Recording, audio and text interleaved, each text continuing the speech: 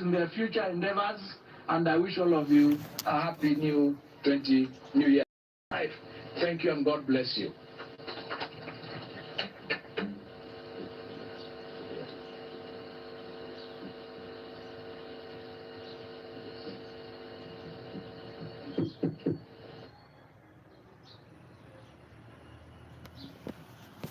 Exam Isau. Na bila shaka huyo ni waziri wa elimu Julius Ogamba Migos akitangaza rasmi matokeo ya KCSE mwaka 2024 ambayo ameweza kuyatangaza rasmi, akiweza kusema kwamba wanafunzi wana uwezo wa kuyapokea matokeo hayo ama kuangalia matokeo yao kupitia mtandao ambayo yameweza kutangazwa kutoka sasa hivi.